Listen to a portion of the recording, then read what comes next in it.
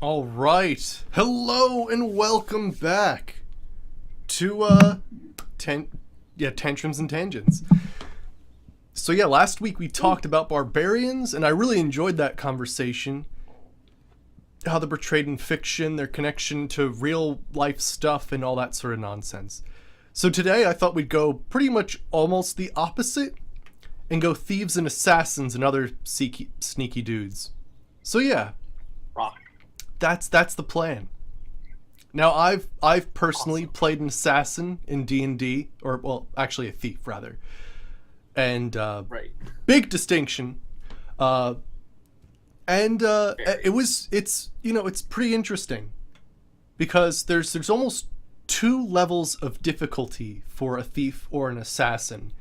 The difficulty of remaining hidden, and then the separate and alternate difficulty of oops, someone found you, now you have to deal with it.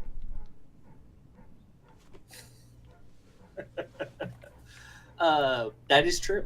Right. Um, yeah, the staying hidden thing is always rough. Um, especially because especially when you're early game, right? Right. Because no matter how min max you get, you're still not the best at sneaking when it comes down to it. Um, yeah. Tell us about your trials and tribulations in that regard. I mean, same in tabletops and in video games. You never start off with like a super amount of sneak. It's that thing you sort of have to practice. Some people practice it by doing the whole Bethesda thing where they find someone sitting in a chair and like walk into a wall sneaking the whole time. But no, if you're not all about that, normally you have to like sneak, and you get found a lot.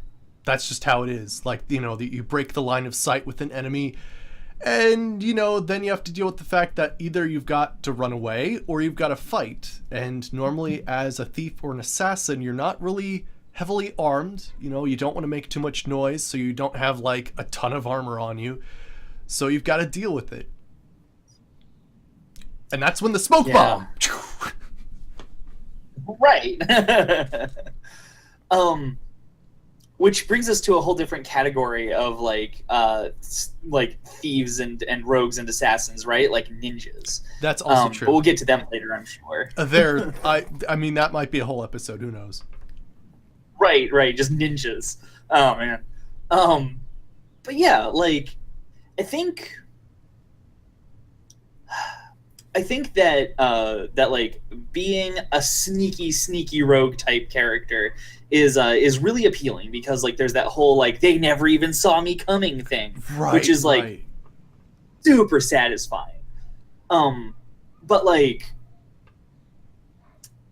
my exposure to it is mostly in from Skyrim, where I usually go sneaky archer, right? Because it's so easy. My friend Stormy Zim sent me this hilarious flowchart of Skyrim Yeah, characters, and basically it yeah, all yeah. revolves around sneaky archers.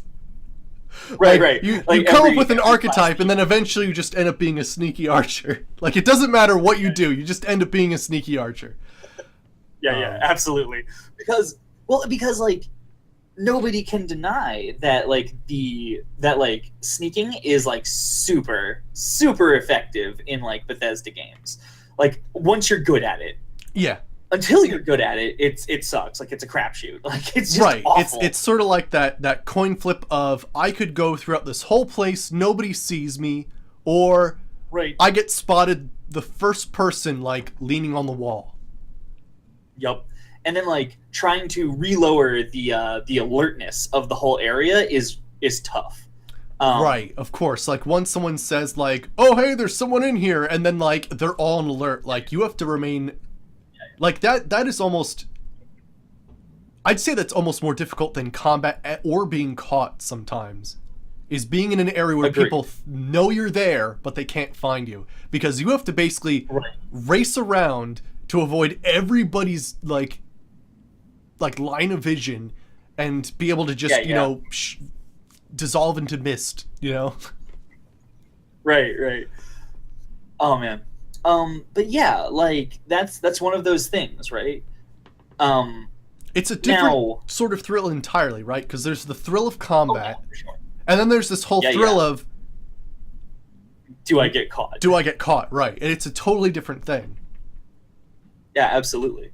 And there's lots of games that are like heavily invested in that do I get caught thing. And it's like games like Dishonored, Right. Thief. I know that I know there was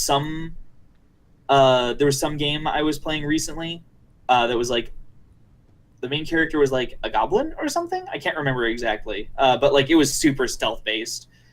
And like I was just like, okay, whatever. I'm just gonna play this game where like it's heavily stealth based. I'm just gonna sneak around and do some stuff. And I was sneaking around and doing some stuff, and then somebody found me, and I was like, whatever. I'll just kill this asshole. No, he killed the shit out of me.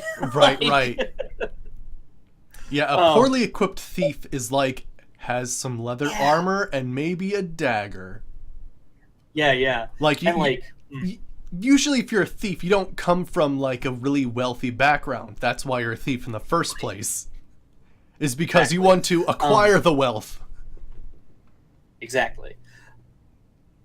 Excuse me. But yeah, the another game that's similar but like not really like true to the thief archetype is like stealth based like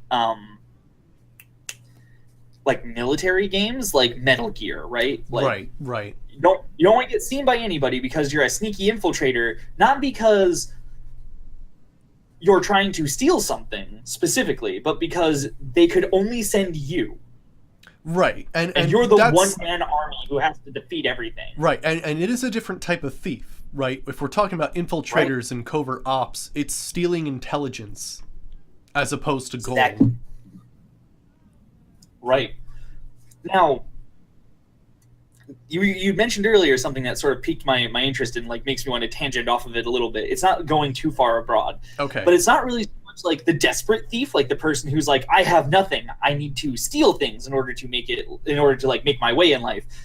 It's like the highly trained but very bored, like super wealthy dilettante or whatever who's like, I steal things for the challenge and because it's entertaining.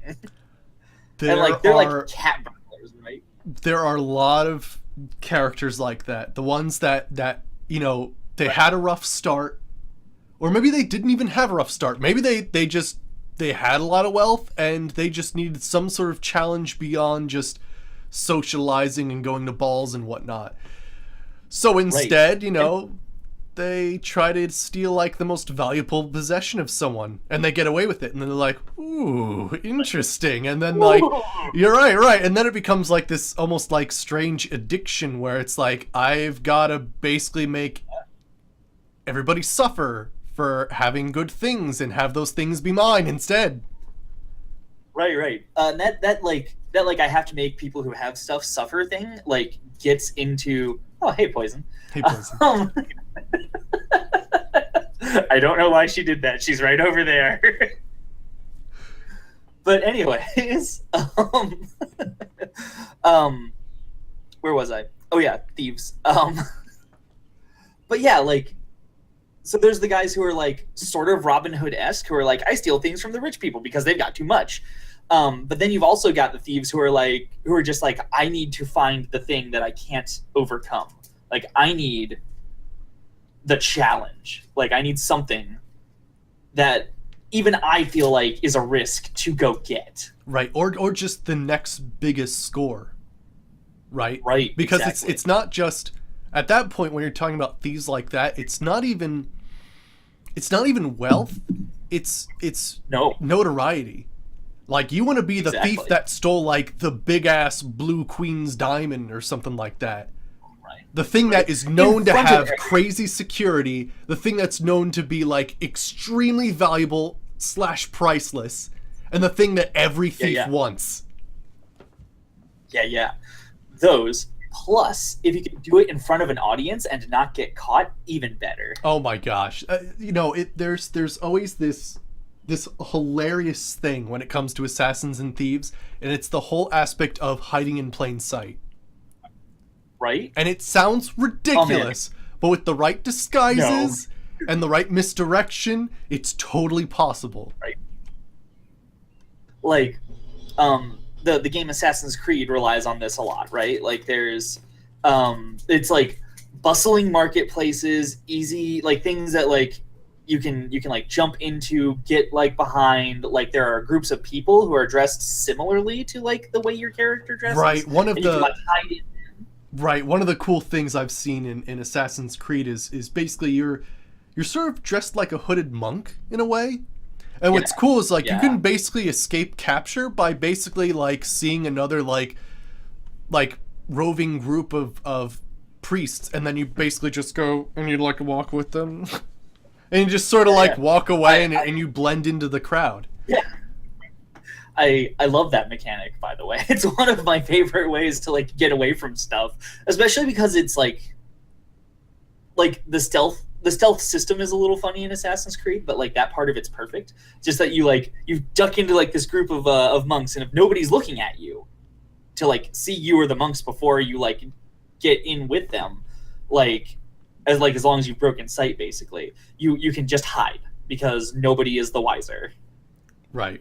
And it's really great. I love that game. It makes me feel super sneaky. Which I think that's like really the thing in video games that you want to feel. You want to feel like you're sneaky. But then there's games like Skyrim where like being sneaky is super awesome and super powerful. But I always go back to this example that I saw when my younger brother was playing, and the kid was playing a stealth archer, and he was inside of the Altmare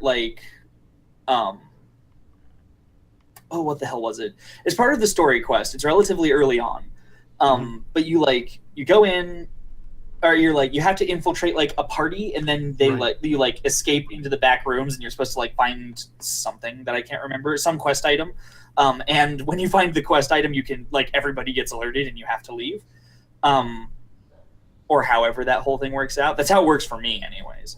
But anyways, he was like exploring the whole thing, and like he was just hiding behind a desk in what I would consider to be plain sight because it was not particularly dark. Right. But the game was like, there's a shadow being cast here. And his sneak was high enough that like he was just crouched behind what basically was a dresser with a light source that was like on the other side of it. And it counted him as being in shadow, and he was just perfectly invisible, apparently.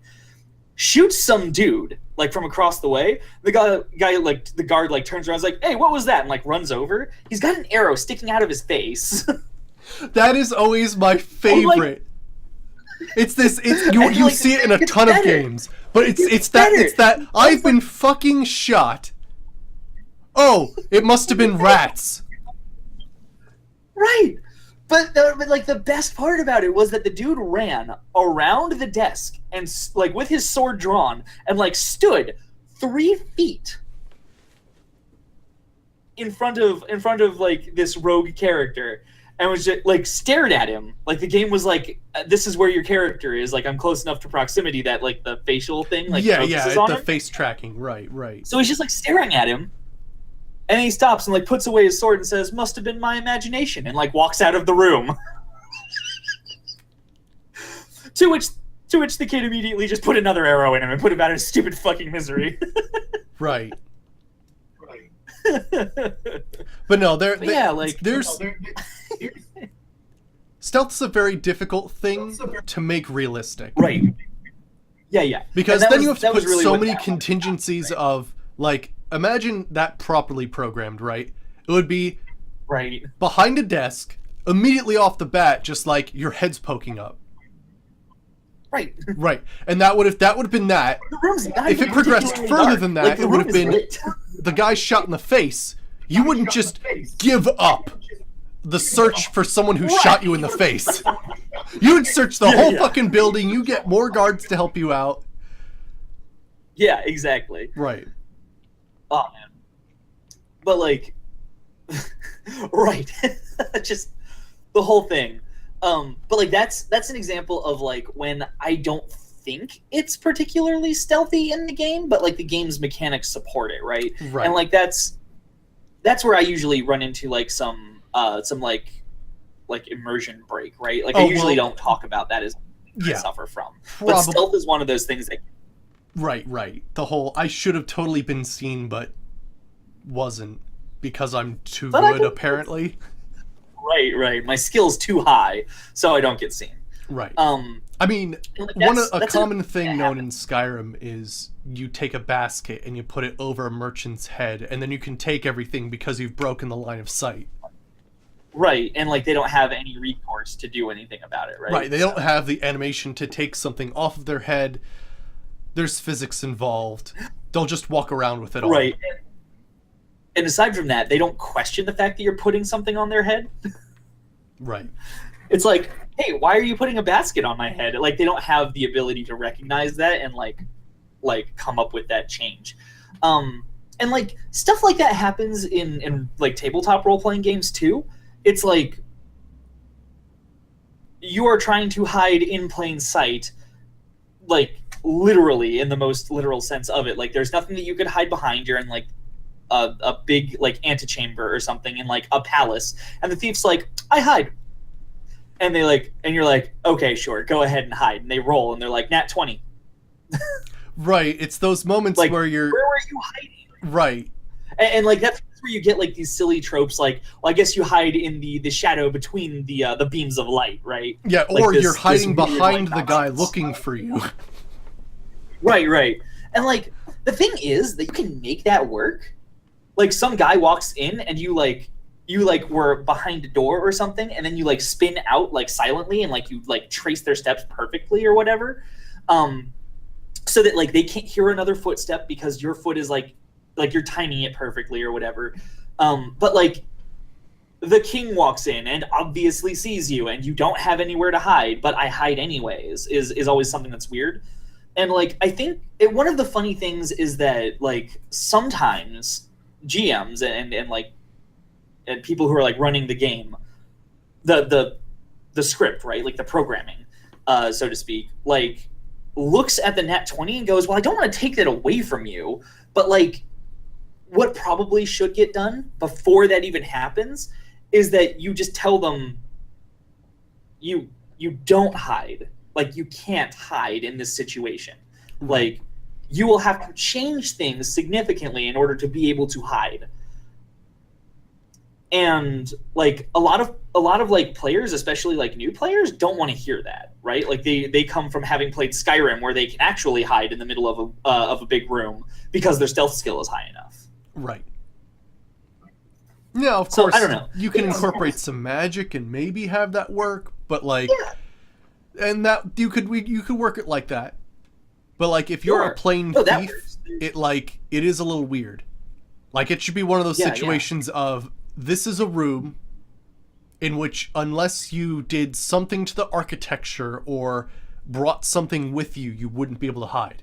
And sneaking is off the table. Yeah. And like, now that I'm thinking about it, there's like a perfectly logical way to be able to do exactly what I just described. But it requires like some very specific things that need to be done with regard to like having built your character. In 5th edition Dungeons and Dragons, for instance, you could build a multi-class character that is rogue, cleric, and wizard. Interesting. So there's a cleric like domain, which is like worshiping certain gods. That's called the trickery domain, and they let you make like copies of yourself. So you can make a copy of yourself, turn yourself invisible, and then sneak away to like some other part of the room where you're not being observed, and the person that you're like interacting with will still think that you're sitting in the middle of the room. As soon as you let go of like the effect of like this duplicate copy of yourself, it goes away. You have immediately disappeared into like the aether, so to speak, and like you were never in any real danger, right? Right. Now, my issue with that is, why didn't you just cast invisibility and leave when you wanted to like no longer be in that space? Like, I mean, it's I think one of the things though is that it's almost like Batman's belt. Thieves aren't supposed to have Right. only one trick up their sleeve. They're supposed to have many, and deceit is a huge factor. right. No, that's absolutely true. So like one big Yeah, like thing li- I believe you can do in D&D is, can't you do a thing where you can blind an opponent and then essentially you can sneak perfectly? It depends.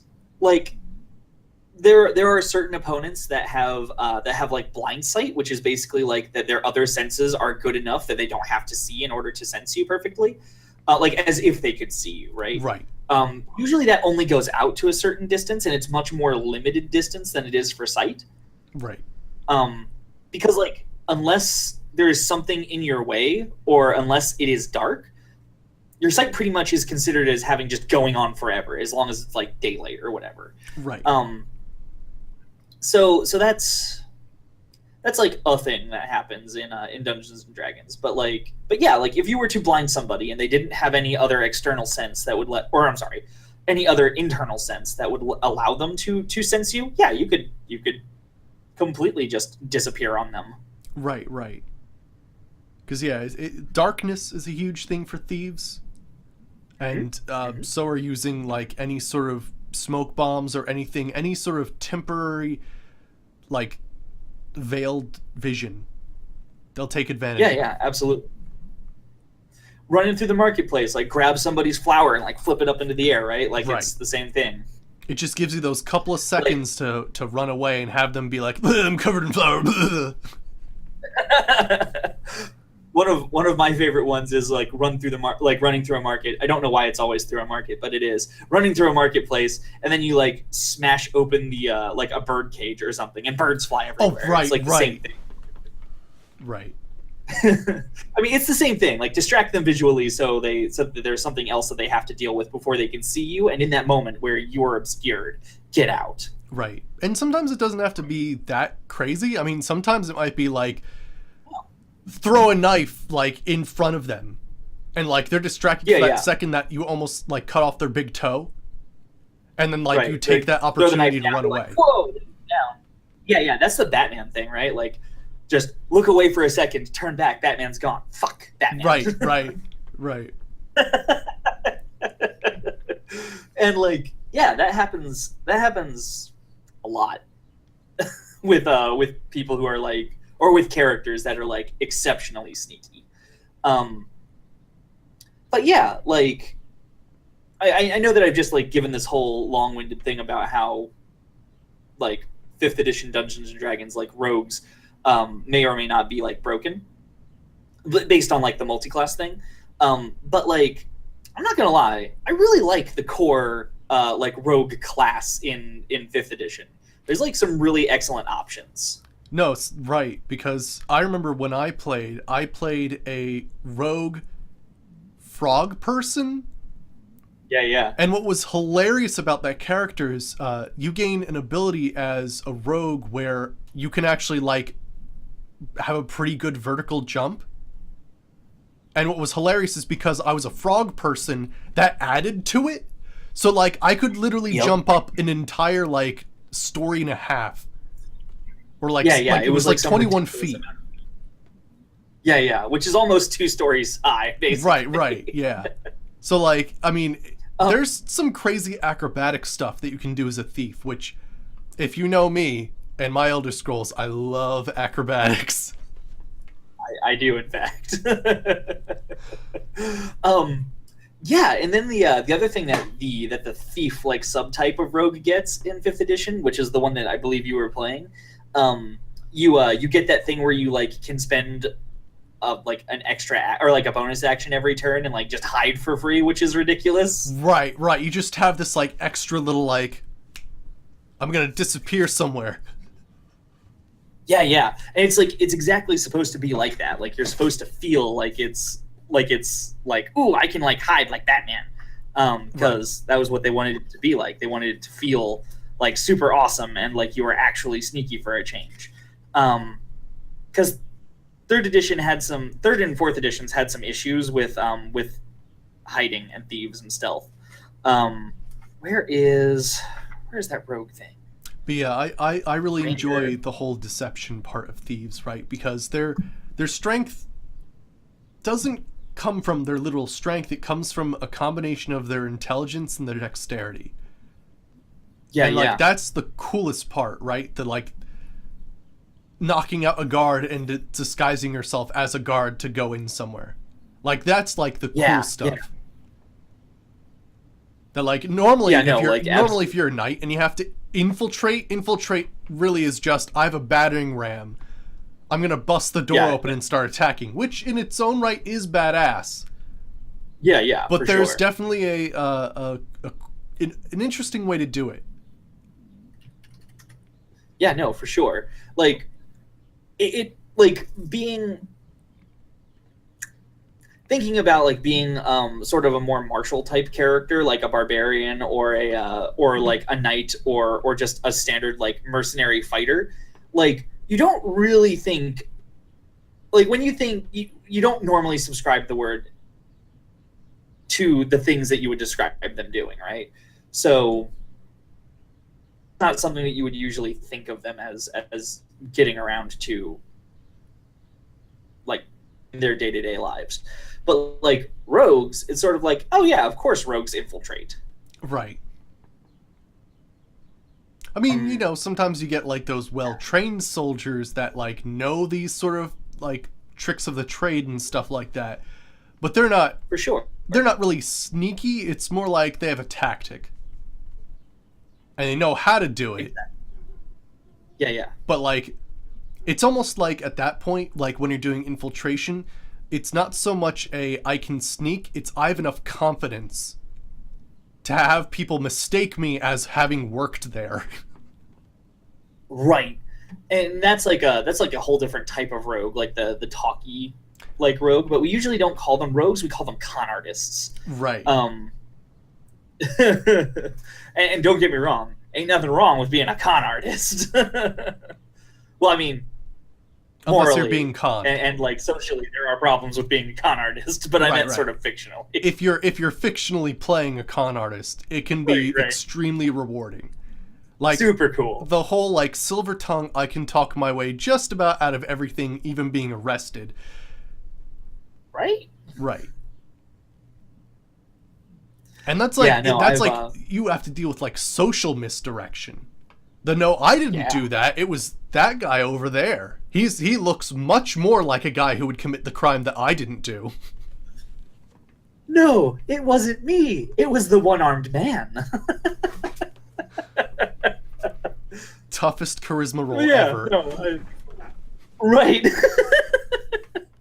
But no, like I've played in a couple games where one of the characters is a con artist, and it is both like incredibly useful and super frustrating because you get into these situations where it's like, oh, I can solve everything with a con. Right. And like then and then like everyone else is sort of sitting here going like, well, then why do you need us? Right, exactly, right. Right. And then at some point, like I've not actually seen it devolve to this point, but there are times when when somebody might say, well, then why do you need us? And then the person who's like playing the con artist like thinks about it and says, I really don't, and then they split the party. But yeah, I mean, if you're effective enough as a con artist, you get money, you get everything that you need just from the way that you totally like lie to people. Yeah. The only thing is that there's not like there's no such thing, like even in fiction, as the perfect con. Like No, totally. Like that's wise. one of the I guess one of the biggest things, right, for con artists is when they get figured out, the first thing they do, cut and run. Go to a different town and hopefully nobody's heard of you. Right. Because probably one of the worst things, I guess, for a con artist is having a reputation. Yeah. Because once people know about you, then it's really difficult to... you have to go to the most remote places, which for a con artist would be so boring. They want a bustling Right. city and all that stuff, and they'd be stuck in farm villages. And they'd be like, okay, I'll take like 5 bundles of wheat. Because the last 5 bundles of wheat you gave me had weevils. It didn't have weevils, sir. It did. There were no. Here's a weevil for proof. Oh, right. It's totally not even a weevil, but he just used his charisma to convince the guy. Right. But like that's like the board like totally found out failed life of a con artist is you're the outskirts. I like how that's like con artist purgatory, just like stuck duping farmers. Yeah. That's too good. That or you're trading pine cones with kobolds. Oh. And then you just become a hermit at that point. The You kobold- graduate to a whole different kind of class. Right. Oh man. Actually, there's a funny thing now that I'm thinking about it, thinking about like duping kobolds and stuff. So there's a prestige class in 3rd edition, which, in case anybody's not familiar with this idea, it's sort of like it's like a multi-class option in Dungeons and Dragons, where like you have to meet a whole bunch of prerequisites and then you can like take it finally. You can't start with it unless you're like You need like your 4 levels of being a wizard, 5 of warrior, that sort of thing. Yeah, and then you can be a spell sword, right? Yeah. There is one specifically for rogues that requires a lot of ranks in I think it's 2 or several skills, but like one of them's performance, and another one of them is disguise. I think you also have to have some ranks in deceit. It's called the Mountebank, and the Mountebank is they're sort of like masters of disguise, and like to the point that like when you take that as a prestige class, you have to give up who you were before. Right. Like fictionally, like you have to give up your old name and your old life, and you become almost like magically anybody else you want. If there's who are they? There's some dudes in Game of Thrones who basically do this too. Like they're like the Faceless or something. I can't remember what the hell their actual name is, but they like they worship the many-faced god, and like they use this worship to like give them power to like basically perfectly become other people. It's really cool. And they use it to like do assassinations and pull heists and shit. They're like really successful, super religious thieves. So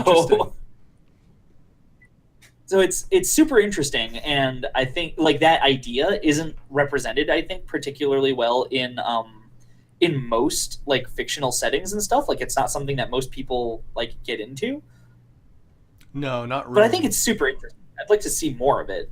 I mean, there is I haven't played this game too often, but it reminds me of the Hitman series.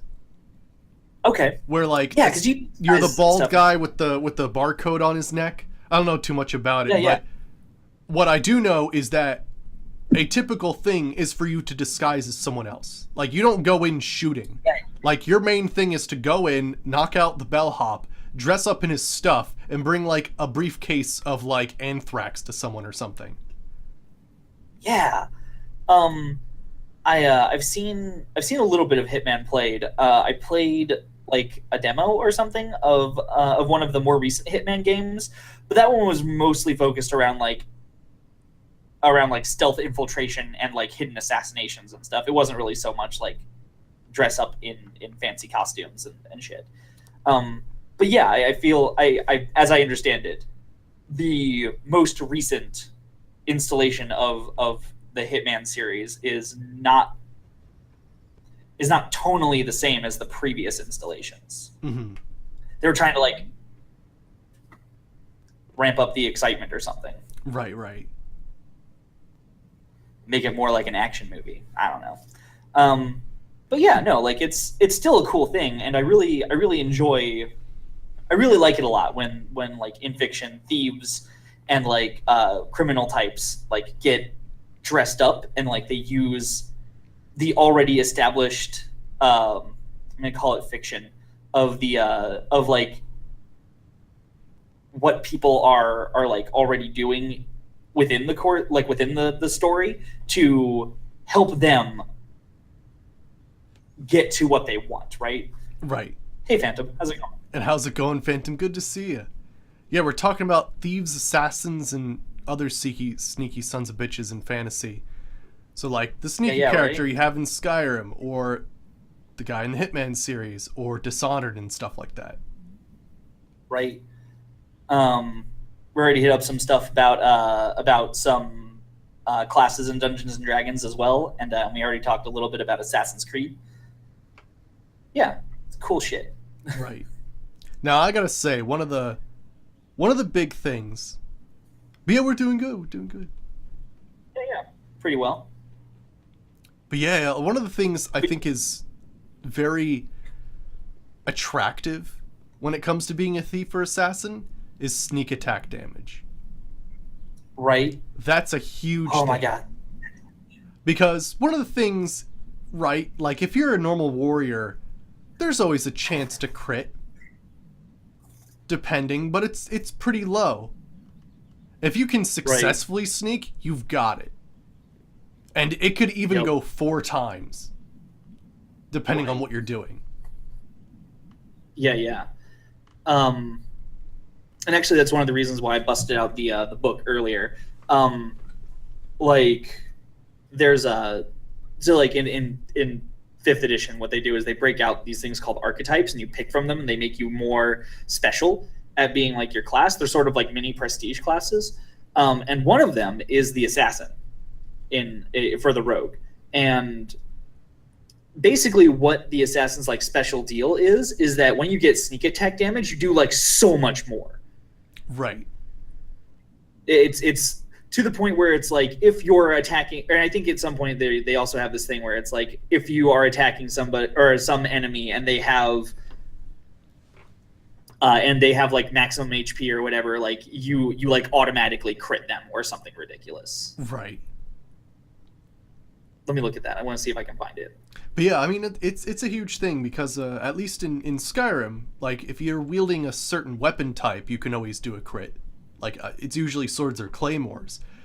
But other weapons don't get that bonus because I guess they're just not fast enough in combat and whatnot. But sneak attack doesn't matter. And one of my favorite things was the sneak attacks in Oblivion, where they still had hand to hand as a class.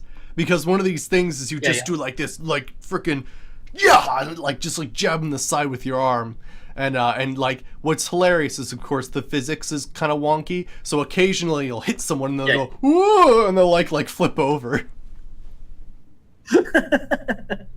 That's really funny.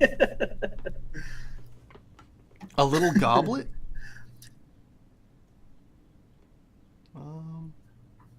Oh yeah, it's your It is. Cup. Yes. So yeah, I don't know if you've been here for recently, Phantom, but I recently got affiliated with Twitch, not partnered, affiliated. So this is actually a Bits Cup. So yeah, I'm really excited about it. Yeah. Eventually, they're going to be doing some other stuff for affiliates, like having the ability to have one free emote, and I forget the other things that they said might be coming in the future. Right. And of course, yeah, you paralyze them with your backwards power attack. And it's basically like you do this open palm, and then like they just like fall over the side, like, That's always really funny in Oblivion whenever they do get like paralyzed or like frozen or whatever, where they just go like and then like fall over. Right, because sometimes it's really like for an extended period of time and it's kind of awkward. Yeah. Like sometimes the longer the paralysis lasts, the longer it takes for them to fall on the ground, and it's like Yeah. And then eventually the time wears out and they just like go and they like, whoa, what happened? Oh man, I vaguely remember seeing you playing something when you were doing your Monk of Malakath, and like I can't remember exactly what you were fighting, but it was something big, and like you hit the stun power attack, and you were like, "Oh fuck yeah!" And like he like lands, and then like starts to like jitter, twitch, and roll away. Yeah, because of course you always gotta be careful when you're on like an incline or something. Yeah. Because otherwise they just start rolling away. Yeah. And you're like, wait, no, come back! You like had to chase them down the hill to keep punching them. It was good. It was real good. Oh man. Oh, but no, I found that thing for the assassin. Oh, so did you? like, yeah. So you have advantage on attack rolls against any creature that hasn't taken a turn in combat yet, or this round. Wow. Oh my bad. No, it's a turn in combat yet. So I think it's for the whole encounter. Right. In addition, any hit you score against a creature that is surprised is a critical. So basically, as long as you haven't engaged with a group and you get the first shot, it's a critical. Yep. And that is a great way to open combat. Right. You also get backstab. So if they're unaware of you, you backstab them and you crit the backstab damage too. Oh my gosh. Right? And then at 17th level, granted, hear me out on this. I've never seen anybody reach 17th level. So anyways, 17th level, starting at 17th level, you become a master of instant death. When you attack and hit a creature that is surprised by you, it has to make a constitution saving throw of 8 plus your dex mod plus your proficiency bonus, and at like level 17, it's like +5 or something.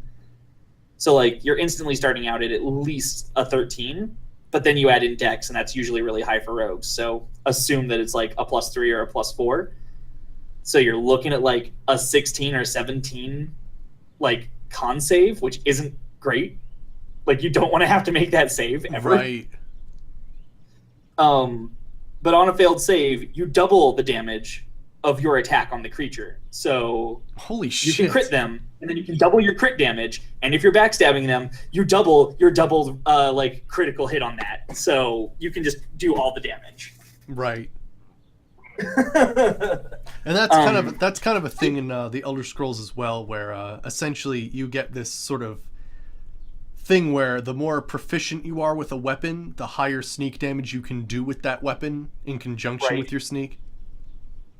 So like at like some point, I think you can do like ×6 damage with a bow, but you can do like ×12 with a dagger. So like there's trade-offs based on like what weapon you're using, and most of the time two-handed weapons can't get crit attacks, and that's just the way it is. Although I've always wanted to do a sneaky warhammer. Makes no sense, but it'd be just hilarious to be like leaping attack and then like what?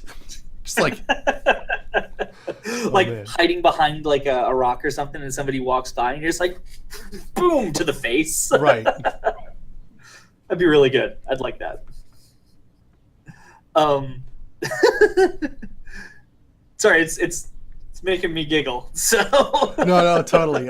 One of my favorite sneaky moments, unfortunately, wasn't on stream. I know, and I tried to recreate it at one point, but the physics didn't work the same way. But it was it's a Dark Brotherhood mission in Oblivion where you're supposed to assassinate a pirate. Okay. And basically, there's two ways to do it. One way is you basically get into a crate and they load you onto the ship, and then you sneak your way inside of the ship to the captain's quarters.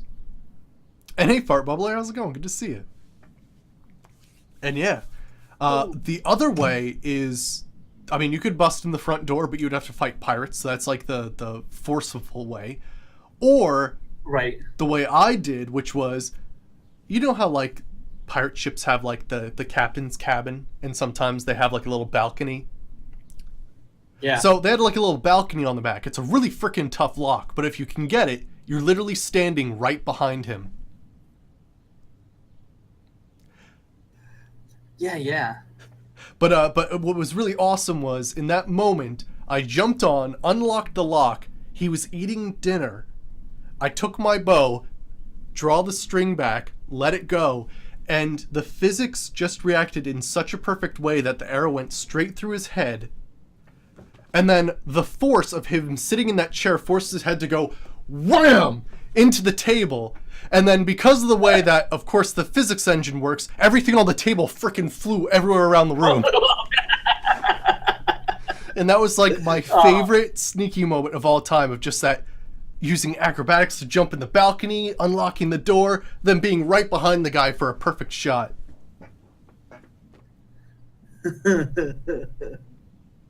That's really good, actually. It was absolutely I'm sorry fantastic. that's not on stream. I would love to see that. I tried to recreate it at some point, but unfortunately, like, he just sort of wiggled a little bit. He didn't, like, whack his head against the table. Oh, man. Oh, shit. Oh, I love it. But yeah, I mean, like... But no, actually, funny thing that Phantom was talking about when he was saying that it'd be really funny if AI could have jump scares. Oh, gosh. Because that's one of the things I always find in some games, is you have the ability to sneak and use illusion magic. But the AI doesn't? And that would bring a whole new level of craziness to the game. Imagine you're walking around with a torch at night going to a different city, and then all of a sudden you just hear rustling in the bushes, and you're attacked by bandits that you didn't even see coming. Right.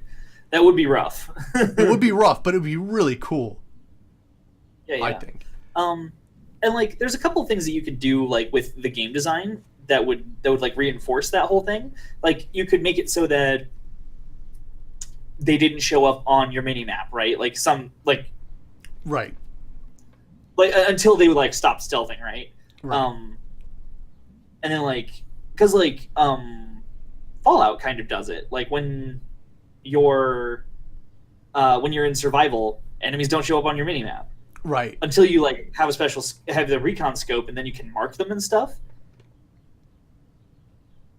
But I think it'd be really interesting if it did that, and then as soon as like they left your field of vision, like the like pointer like stuck at wherever you lost them, you could like run up to that point, and then like if you popped around the corner, like once you get there, it goes away obviously, but like once you look around the corner, you have the chance to like mark them again if you could see them. But if you can't, then that's an effective stealth mechanic because you don't know where they went. Right.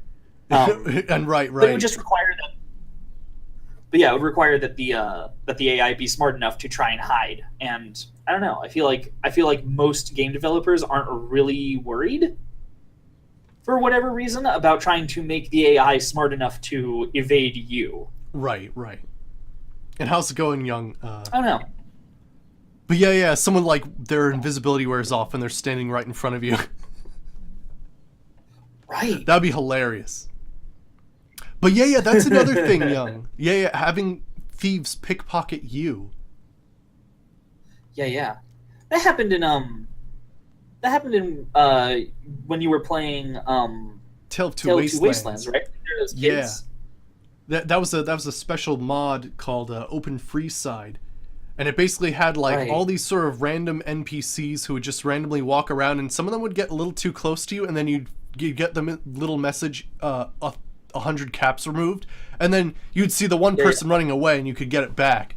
But like, it's one of those things I've thought about for like, because I always find like you have to wait a lot in certain games, wait for the next day to come, and I thought an interesting thing would be, you're not standing in place for 12 hours, you're milling about for 12 hours. And so maybe you get like partial skill ups, or maybe you get some gold stolen from you because you weren't paying attention. Right. And like that's definitely like, something that's I mean, you'd be scared to basically just stand around and just do nothing because, you know, if you're not guarding your own back, then that's a problem. Yeah, like and that's something that happens in lots of old school like tabletop games, like way back in the day when Dungeons and Dragons like first came out. There's things called random encounter tables, and they happen in video games sometimes when it's like, we're going to randomly generate some interesting event that's happening. Right. And like sometimes it's like a monster attacks you, but like other times it's like these two like factions are having a fight at this location that you're entering. Right. And like I think it'd be really interesting if instead of one of those things, it was like you get robbed. Right, right. And like you've waited, and then the only thing you see is like your gold's removed, and there's some like dude in a hood running away from you. Yeah. But yeah, it would be interesting if like AI could take advantage of attacks of opportunity. Like just completely like they're invisible, and not the invisible I can see you still invisible. The invisible as in like I'm sneaking out of your like, and that's a one thing too, right? Is because if they need to do that properly, they need to be out of your line of vision, which is a cone. Like it's not a line, it's a cone. So you really have to know that like it's like less than 180, but like, or more than 180 behind you, but like you have to know to stay in that blind spot. And that's a pretty tough thing, because if they were to do that, imagine you just turning around in a circle and like seeing some dude out of the corner of your eye going, "Oh!" It'd be funny.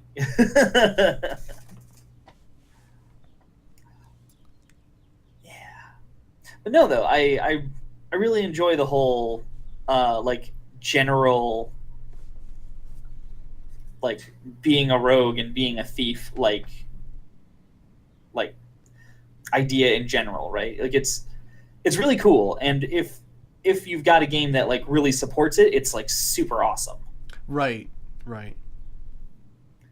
I mean, you can get so good that you might not even need to wear armor at all. Just have a bow and a dagger, and that's about it. Like you could be just the ultimate sniper if you wanted to in those cases. Right. Yeah.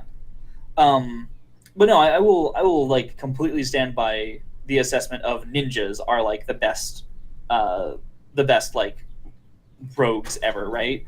Like, sorry, cats. But yeah, like they're sort of like thieves. Cloth, like they wear cloth, right? Like it's just like long sleeves, like no, like as little skin showing as possible, like like all black, just to help the stealth stuff. Knives, maybe a sword, probably something like not as bulky as like a bow and arrow, probably something more like a blowgun.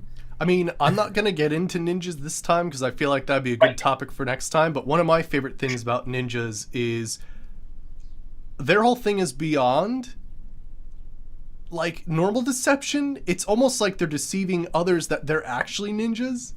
So like one of the big things is that they'd appear to be farmers, and like their typical weapons were like farming tools, like commas or sickles, and like things like, you know, that you could have in the palace that weren't technically swords but are totally fucking rad. No, yeah, for sure, right? Like that's like historically that's where ninjas come from. Like they were farmers who were being oppressed by basically the establishment. Really, they're like the first punks in Japanese, or I think it's Japanese that ninjas came from. Because like it was all against samurai and stuff. Anyways, like that whole thing. And sometimes they would hire them. Like they added them as an extra line of protection that nobody knew about, which was kind of cool. Yeah. Because like after it was a practical thing, it was still practiced, right? Like it became something that people like did. Sorry, again, cats. But yeah, like after the time frame in Japanese history when being a ninja was a necessity. Oh yeah, there was that point of time, right? Right. Because like it's an like not necessarily that it's honorable to be a ninja, because it's not, but like there's and honor in upholding the tradition of the people who have come before you. Right. And like there's that whole thing, and that's when you get like people who are like samurai who hire ninjas to do stuff, Right. because you need somebody who is not necessarily honorable to do something that you can't sully your good name to do. Right, exactly. And that's, like the whole thing about assassins and thieves is sometimes they don't act on their own, sometimes they're hired because they're good at what they do, which is doing shady shit. Exactly. And like, and I find the more like fiction that I read, that like the straight up revenge story is sometimes, well, it's cool and epic, it's not necessarily the most compelling. I find that like somebody hired me to do this thing, and that was a setup, is like some of the best stuff. Right. But like, yeah, no, it's super cool. I like how twisted that whole like underworld stuff gets. Oh yeah, definitely. Because of course then you get into like the thieves, and it's not, you don't sell things, you fence things, and you have like a black market to do. Exactly. Hey, Derp Joe. Actually, Derp Joe, you mentioned that, and it's hilarious. One of my favorite things to do in Fallout is using explosives as a sneaky technique. Just being able to see like, all right, so there's like a couple guys down that hallway. I'm gonna put one here and here and here. Then I'm gonna fire a shot at the wall. They're gonna investigate, walk around the corner, and set all these explosives off. Boom. Right, and sometimes, I mean, it's not considered like a huge like you don't think thief and think immediately mines, but like in occasions they can be used like they're a sneaky thing, so it's very interesting. For sure. Actually, knowing that your character in our current tabletop game like does like crafting things, and that explosives is a thing that they can do, I'm kind of expecting to see that at some point in the future. Probably, yes. I'll probably need to level up a few more times. See, and the best part about the game that we're playing currently, Ving, is that like you've got the advantage of having that ability to make bombs, and also the advantage of the flashback mechanic. So you're like, yeah, I just lead them around the corner because they're gonna fucking kill me. Oops, they didn't know about these bombs I planted earlier. Right. Epic. But yeah, dig it. Right, that's true too. Yeah, using C4 or something in like Far Cry 3 to cause a distraction. Yeah. No, and that's like a huge thing about being a rogue or assassin or any thiefly type character. Like distractions, like just in general. Like I don't know why I'm going here right now, but being like good at deception and like knowing how to misdirect people's attention and everything is something that magicians are super good at. And like there's a movie that came out recently, I cannot remember what it's called. Oh, I think I know what you mean. The movie where everybody was a tarot card or something like that? I don't think so. No. Maybe. I don't know for sure. I haven't actually seen the movie. I keep getting told I need to see it. But it's like these magicians. Oh, Now You See Me? Yeah, that's the one. Now You See Me. Yeah. But yeah, they're magicians, and they're apparently actually a heist crew. Right. Exactly. And apparently, like that's just the thing they do. So right. Because if you're an illusionist, it's not actual magic; it's all misdirection. Right. Exactly. Wait, what? I haven't played the Assassin's Creed series, so I mean, I like the first one the most. I'm going Altair. I know that a lot of people really liked Ezio, but I think Ezio's a ponce. So those are fighting words. The guy is just such a douche. I hate him. I can't empathize with him at all. Oh And the my. fact they made like 3 or 4 games out of his storyline really bugged me. Oh my. Even if it wasn't actually 3 or 4 games, it felt like 3 or 4 games. Oh, But yeah, I but yes, haven't. Connor is also super good. I like Connor's story too. It's very revenge driven. But the thing I liked about Altair's story more was that it was super mysterious. Like it had that really like entangled underworld feeling that I really like, which is what we were like, which is like what we're talking about is like good about assassins and other things like that. Mhm. Um, and that's why I like that story more. But that's just me. Right. Was 3 games for Ezio. Damn it, that Ponce. Anyways. Right, right. But yeah, it's. I mean, young. There's Robin Hood, right? And he's sort of an honorable stealth character.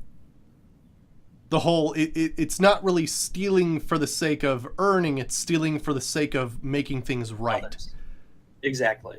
And like that's usually where you get this whole idea that there's like the honorable thief, right? Right. Like they're doing something that is illegal for the right reasons. Right. It's one of the reasons why the crew in the TV show Firefly is like so lovable because they're criminals, right? Like they don't do things that are legal, but like there are times when they realize they're doing the wrong thing and they turn the whole shit around on people, right? Like they want to do the right thing, even if it means that they have to break the law to do it. Right. And like and like that's a cool thing. I like it. Mm-hmm. And I guess maybe that's another huge factor of why thieves and assassins are really cool is you get to do all like the shit about breaking rules and stuff like that normally you wouldn't be able to do if you were playing a paladin or something. Right, right. And Yun, to address the question of whether or not you can be like a good guy and an assassin, the Punisher. Enough said. Like And it's the choosing dude, your targets, right? right, exactly. And then like limiting your collateral damage such that while you may hurt other people, you don't kill them and you don't maim them, right? Like you Right. leave them with their lives and mostly intact. Right. Like there are playthroughs you can do it in Dishonored, and I forget the actual term, but I think it's like Ghost or something like that, where you do an entire mission, nobody sees you, and you take out everybody non-lethally, but leave incriminating evidence so that the law takes them down. Yeah. Um And that's yeah, like that's a like the thing. ultimate. Like you're an assassin, but you didn't even have to kill them, right? You Right. actually are just having the law take care of them. Right. Social or political assassins are, Right. are really into that kind of stuff. Espionage agents are also very much about like leaving incriminating evidence against other people, right? Um, Pro tip: you want to consider doing that in the game that we're playing. Yeah, it's true. We're currently me and Saberwolf are playing a game called Blades in the Dark, which is basically what I refer to as a combination of Dishonored and Ocean's 11, where it's all about Right. doing the heist and then midway through doing the heist saying, "Oh right, I planned this the whole time," and you go back to when you were at the drawing table. Yeah. Yeah. Yeah. They have a very strong flashback mechanic that makes that whole thing super awesome and like really fun at the table. Um, it's just a way to like make your character at the like within the course of the fiction as we're playing way more competent than like you can expect to be as somebody who doesn't live in that fictional world. Right. Because like of course you fucking knew about the ghost guard even though like you didn't even think of it as the player, like your character would have. Right. Right. So it's just a cool way to sort of get around that thing that happens when you're playing at the table, and I think it's really interesting. But that aside, I love that game a lot. But there's a there's a mechanic in that game called heat, which works sort of like getting stars in like GTA. Like you accrue this stuff, this heat. It's like people who get interested in you like in a bad way legally, Like there's this group of law enforcement agents called inspectors. They go around and they like gather evidence and stuff. They're famously incorruptible, so you can't like pay them off like you can pay off like the cops. So like one of the things that you can do is, in order to get rid of your heat, like in order like to bring it all the way down, is you can send one of the peeps that you, like are in your gang to jail, which sucks, or you can blame somebody else for the shit that you've been doing. Right. Which is where you get into that, like, I leave the evidence about somebody else there so that the people who are going to investigate it later find it and take them off. Right. Because, yeah, that's a huge thing when you're a thief, is that unless you're really, really competent at what you do, you don't want to be known. Right. Well, the other thing is that, like, in this game that we're playing, you do want to be known, because if you're not known by anybody, you can't get bigger. Right, like, right. And it's that whole thing of, like, sometimes you just want to be, like, not in the Blades in the Dark, but, like, in other games, you just want to go in and out of a building. There's, you know, a few coins less in people's pockets, and that's a good day. Of course. But sometimes you want to be that big profile guy who steals, like, the Ultima diamond out of the high security lock and everybody fucking knows about it, and you leave a calling card. Right. Oh man, I fucking love thief calling cards too. Just that whole, like, but then again, I love showmanship, and I love people who brag, especially in fiction. I don't actually like people who are like huge braggarts in like real life, because they're kind of tools. But like fictional characters who like are like, yeah, that was me. Like, they're fucking awesome. Right. All right, I'm doing this. What? Here you guys go. There's a link to the game that Ving and I are playing. It's not to the actual like play that we're doing. It's just to the game itself. So if anybody's interested in tabletop stuff, click on the link. It's just Blades in the Dark, the like electronic copy on DriveThruRPG. Cool. Yeah. But yeah, super, super interesting and super awesome. And if you like thieves and heists and like the shit that we're talking about right now, check it out. Yeah, it's pretty awesome. It's fucking awesome. But yeah, people can be sneaky in different ways, definitely, Derp Joe. Oh, yeah. Right. Absolutely. Yeah, no, like 100%. Like there's, and like the game that we're playing gets into that really, really heavily, like, because there's a whole bunch of people, there's like classes that have different approaches to like getting shit done, and it's mostly focused around like how you do crime versus like how you are sneaky. But yeah, like there's different ways to get your stuff done, right? Mm-hmm. Cool. But yeah, no, I love it. It's makes great stories, makes for fun things to talk about. Always cool to try and pull the wool over somebody else's eyes, basically. Right? And I feel like it's one of those things, like, people always talk about their favorite moment in a video game where they did a sneaky thing, right? Because I have my favorite moment, and it's a combination of strange physics and like really awesome acrobatic feats. But like everybody's got their own story, and I think that's the coolest thing of like that epic moment that you knew you weren't seen, and you took care of this person or whatever, and like just completely freaking one-shot them. And I guess that's like the ultimate goal of any thief/assassin. Right.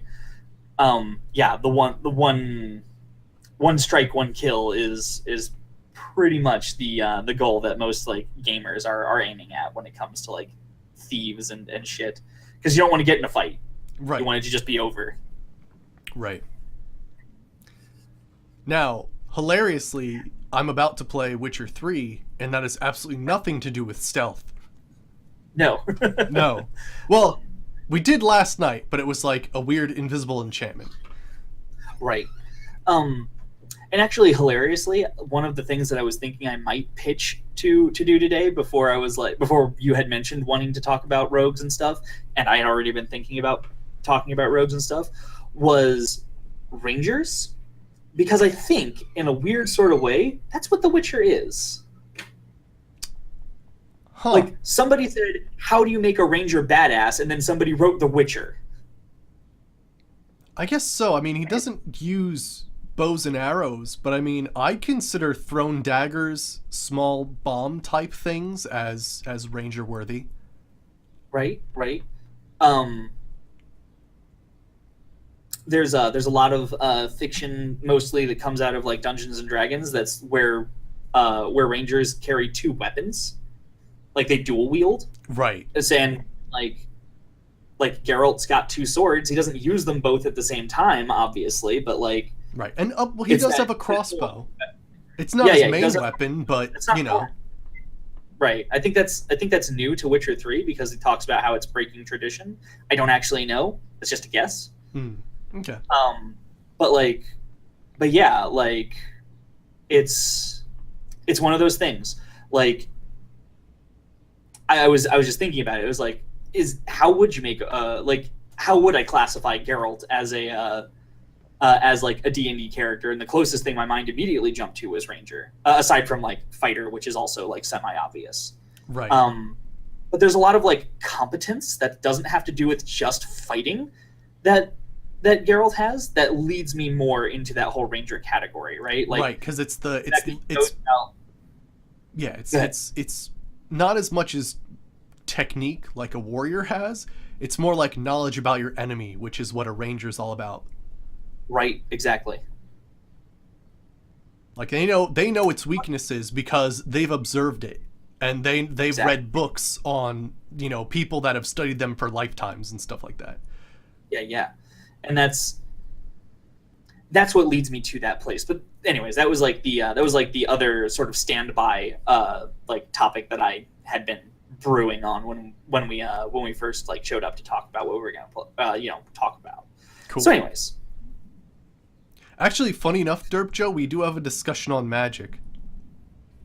But we'll probably get into wizards and stuff again, because wizards are cool. for sure. We definitely did get a little bit into like wizards and spellcasters when we were talking about magic. But I think we can talk about the class of like character specifically, and it would be a different discussion. Right. Cool. But yeah. All right, well, I'm going to transition now. So I hope you guys enjoyed the talk show today. I'm going to be switching over to The Witcher 3. So I'm basically just going to put the title screen up and then change the title and whatnot, and we'll be back with some more Witcher 3. So yeah, thank you for joining me, Saberwolf. No problem. And thank you for joining me, chat. I'll be back in just a second. Stay tuned. Later, guys.